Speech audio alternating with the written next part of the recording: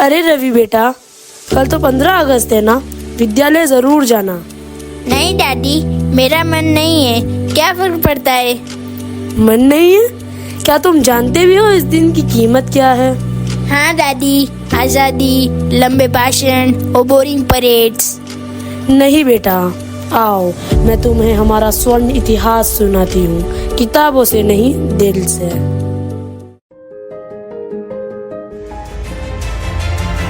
सन 1857 भारत के दिल में एक चिंगारी भड़कती है, एक चिंगारी जो इतिहास का पहला ज्वाला बन गई, जिसने गुलामी की नींव हिला दी और आजादी की पहली ईंट रखी। वे हमारे धर्म को अपवित्र करना चाहते हैं, हमारी संस्कृति को कुचलना चाहते हैं, हमारी आत्मा को गुलाम बनाना चाहते हैं। लेकिन हम सिर्फ फौजी नहीं, इस धरती के पुत्र हैं।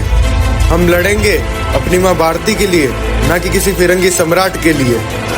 मंगल पांडे ने क्रांति की पहली चिंगारी जलाई, एक अकेला सैनिक, लेकिन उस गोली की आवाज ने पूरे हिंदुस्तान को जगा दिया। वो आग जो उन्होंने जलाई, आजादी की लौ बनकर जलती रही।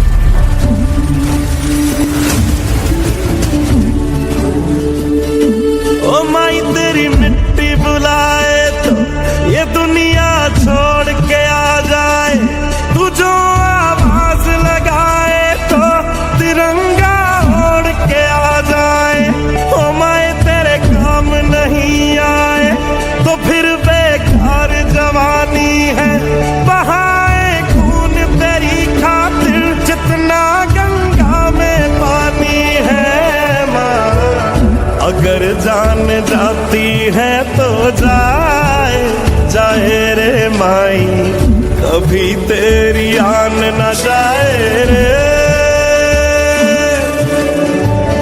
जला देंगे अपनी हम चिताएं तुझ पे ओ माई, कभी कोई आँच न आए रे।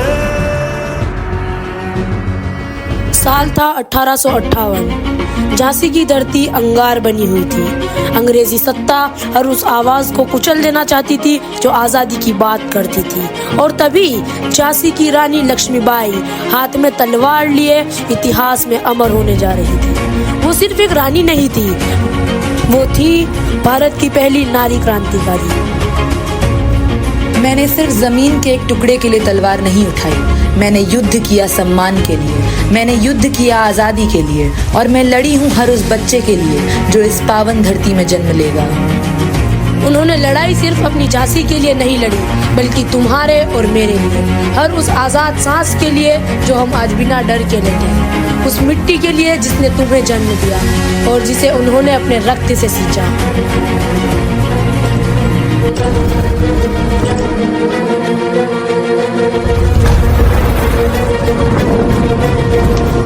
तेरे प्रेम की बरखा ने सुन पिया रे, ऐसा ये मुझको कवच दिया रे। इस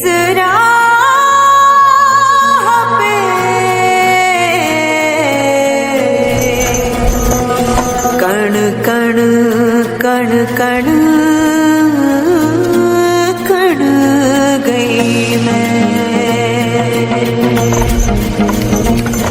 कांधे पे जोग का धनुष उठा के सीधी तन गई मैं, योद्धा बन गई मैं।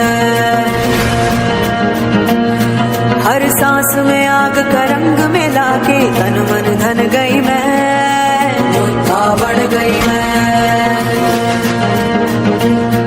अब मन ये हुआ है धूनी और आंगन है रणभूमि, अब काल भी आंख में आंख न डाले ऐसी ठन गई मैं, योद्धा बन गई मैं, योद्धा बन गई मैं, योद्धा बन गई मैं। साल 1919 पूरा देश जलियांवाला बाग की गोलीबारी से थर्रा उठा था। अंग्रेजों की बेरहम सत्ता के खिलाफ देश का लहू उबलने लगा था। लेकिन तभी एक आवाज उभरी, क्रोध से नहीं करुणा से। एक व्यक्ति जिसने तलवार की जगह चरखा चुना, जिसने बदले की आग में नहीं अहिंसा की लौ में भारत को जला उठाया, वह थे मोहनदास करमचंद गांधी यानी बापू। हम बंदूकों से नहीं लड़ेंगे, हम नफरत से नहीं लड़ेंगे, हम लड़ेंगे अपने सत्य से, अपने धैर्य से और अपनी आत्मा की आवाज से। जब तलवारें चुप थी, जब बोलने पर पाबंदी थी, तब एक नंगे पांव चलता हुआ इंसान पूरा देश जगा हुआ। न कारतूस, न कोई सेना, बस था विश्वास और अहिंसा का हथियार।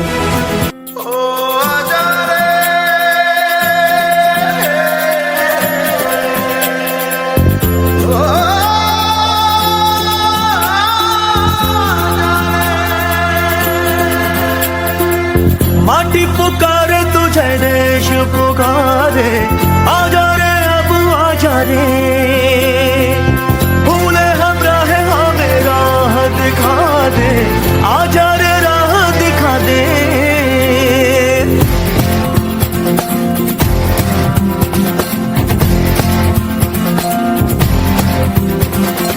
ऐनक पहने लाठी पकड़े चलते थे वो शान से, सालिम कांपे थर थर थर थर सुनकर उनका नाम रे। हो कद था उनका छोटा सा और सरपट उनकी चाल रे, दुबले से पतले से थे वो चलते सीना तान गे।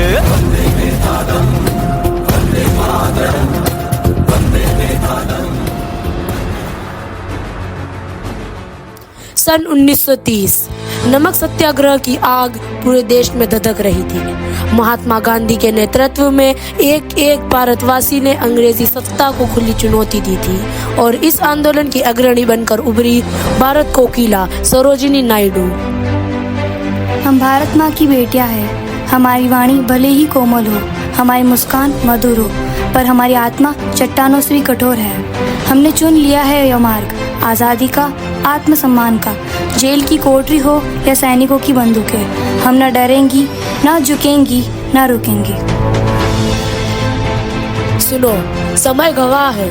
जब क्रांति की मशालें बुझाई जा रही थी, तब एक नारी सरोजिनी नायडू मंच पर खड़ी हुई थी, सीना ताने, निडर, अडिग। उनका संघर्ष, उनका साहस सिर्फ आंदोलन नहीं था, वो एक घोषणा थी, एक प्रतिज्ञा थी कि स्त्रियां सिर झुकाकर नहीं, तिरंगा उठाकर इतिहास रचेंगी।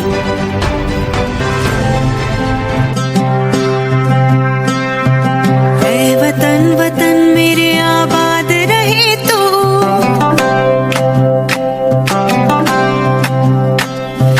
ऐ वतन वतन मेरे आबाद रहे तू, ऐ वतन वतन मेरे आबाद रहे तू। मैं जहाँ रहूँ जहाँ में याद रहे तू, मैं जहाँ रहूँ जहाँ में याद रहे तू। ऐ वतन मेरे वतन, ऐ वतन मेरे वतन।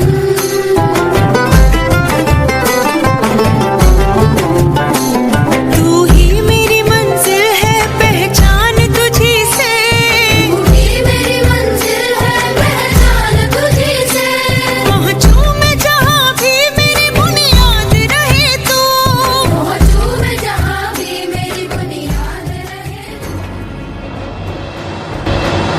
वर्ष 1931 ब्रिटिश हुकूमत अपने चरम पर थी और भारत की धरती क्रांति की आहट से कांप रही थी।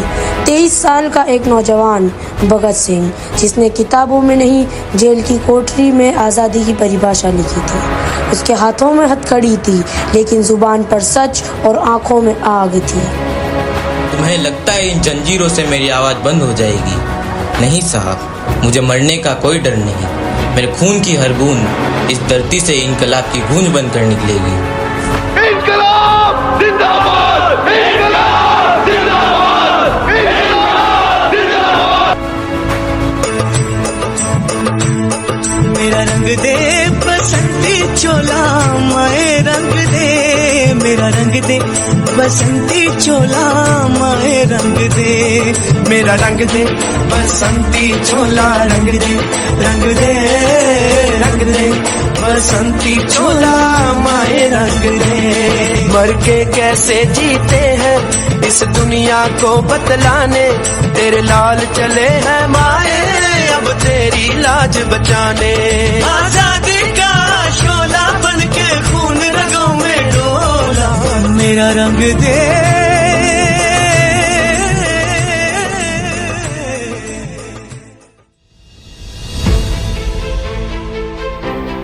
वर्ष 1940, स्थान लंदन की एक अदालत। एक भारतीय क्रांतिकारी जिसने चुपचाप 21 वर्षों तक अपनी प्रतिज्ञा को जीवित रखा, आज वो एक अदालत के कटघरे में खड़ा है। नाम है शहीद आजम उधम सिंह। उधम सिंह, तुमने एक ब्रिटिश नागरिक सर माइकल ओडवायर की हत्या की है।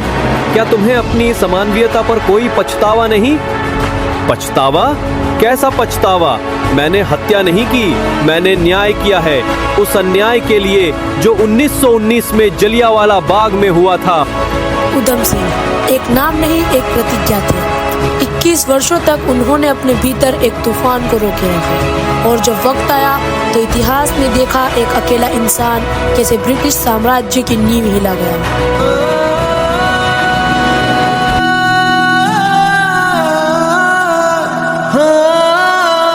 अंबर तले जग रहे हम तेरे आंचल तले रहते हैं। अंबर तले जग रहे हम तेरे आंचल तले रहते हैं। दुनिया में हम ही अकेले हैं जो माटी को माँ कहते हैं, माटी को माँ कहते हैं।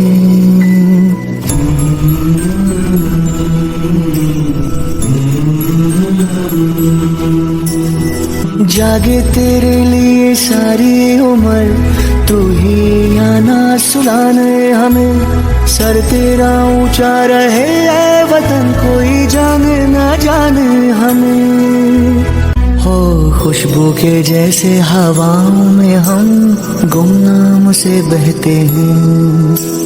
खुशबू के जैसे हवाओं में हम गुमनाम से बहते हैं। दुनिया में हम ही अकेले हैं जो माटी को माँ कहते हैं। वर्ष था 1944। भारत में आंदोलन के साथ साथ दूसरा विश्व युद्ध भी अपनी चरम पर था। तभी सुभाष चंद्र बोस, जिन्हें दुनिया नेताजी के नाम से जानने लगी थी, बर्मा की धरती से भारतीयों को ललकारते हैं।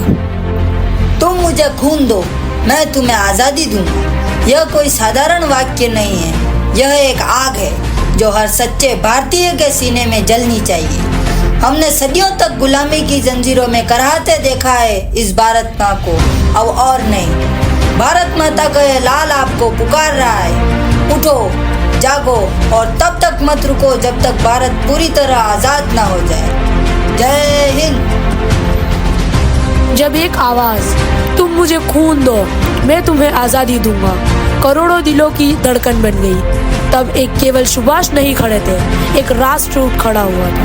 यह कथा है उस साहस की जो सीमाओं से परे है। यह गाथा है उस आत्मा की जिसने मौत को भी मात दी। नेताजी हमारे अतीत की लौ है और हमारे भविष्य की प्रेरणा। सरहद पे चले, सरहद पे हमें आवाज लगानी है। भारत माता, माथे पे तिलक जय हिंद लगावो, मेरी निशानी है।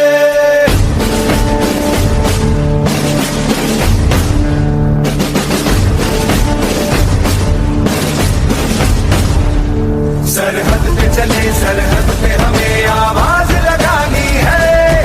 माथे पे तिलक जय हिंद लगावो, मेरी निशानी है।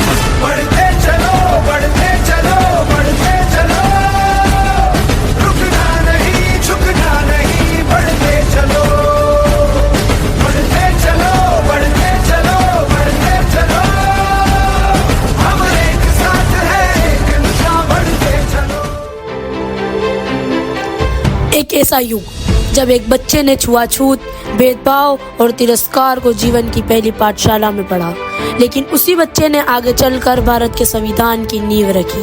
वो सिर्फ एक नेता नहीं थे, वो आवाज थे उन करोड़ों की जिन्हें समाज ने कभी बोलने नहीं दिया। डॉक्टर भीमराव अंबेडकर, एक ऐसे योद्धा जिसने कलम को हथियार बनाया, शिक्षा को शक्ति और न्याय को धर्म। इस आज़ादी का अर्थ केवल तभी है जब हर व्यक्ति को समान अधिकार मिले, जब किसी को भी उसकी जाति, धर्म या वर्ग के कारण दूसरे से कम ना आंका जाए। आइए हम मिलकर एक ऐसा भारत बनाएं जहां संविधान की आत्मा केवल किताबों में ना रहे बल्कि हर दिल में धड़कती रहे। और फिर जब आज़ादी आई तो वह किसी संघर्ष की समाप्ति नहीं थी, बल्कि एक महान युग की शुरुआत थी। ये शुरुआत थी लोकतंत्र की, जहां हर मत की कीमत होती है।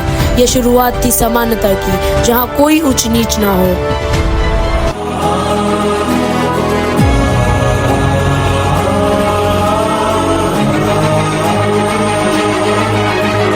राष्ट्र संविधान का है तू ही शिल्पकार, तू ही शिल्पकार, तू ही शिल्पकार। तूने ही सिखाया है समानता का सार, समानता का सार, समानता का सार। राष्ट्र संविधान का है तू ही शिल्पकार, तूने ही सिखाया है समानता का सार। अपनी कलम से की है देश रचना, एक एक शब्द तेरा भीम गर्जना। साहिब मेरे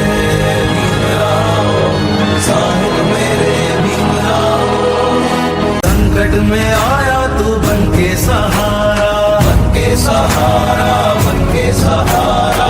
तेरी मशाल ने दिखाया किनारा, दिखाया किनारा, दिखाया किनारा। संकट में आया तू बन के सहारा, तेरी मशाल ने दिखाया किनारा। तेरी अवस्थाओं से खिला चमन, कोटि कोटि भीम राया तुझको नमन। साहिब मेरे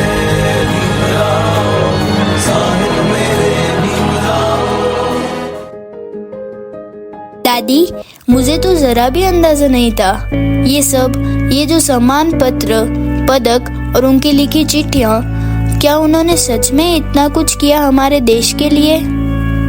हाँ बेटा, उनका सपना था एक ऐसा भारत जहाँ तुम जैसे बच्चे बिना किसी डर के अपने मन का रास्ता चुन सके, जहाँ बेटियाँ बेझिझक आसमान छू सके, जहाँ हर इंसान को बराबरी का हक मिले। दादी, मुझे सच में शर्म आ रही है। हम तो उन्हें लगभग भूल ही चुके हैं। इतना बड़ा बलिदान, और हमने शायद ही कभी उसे समझा। बेटा, सिर्फ याद कर लेना काफी नहीं होता। अगर हम उनके सपनों को जी ना सके तो वो बलिदान सिर्फ एक कहानी बनकर रह जाएगा। सच्ची देशभक्ति क्या है पता है? उनके देखे भारत को सच करना।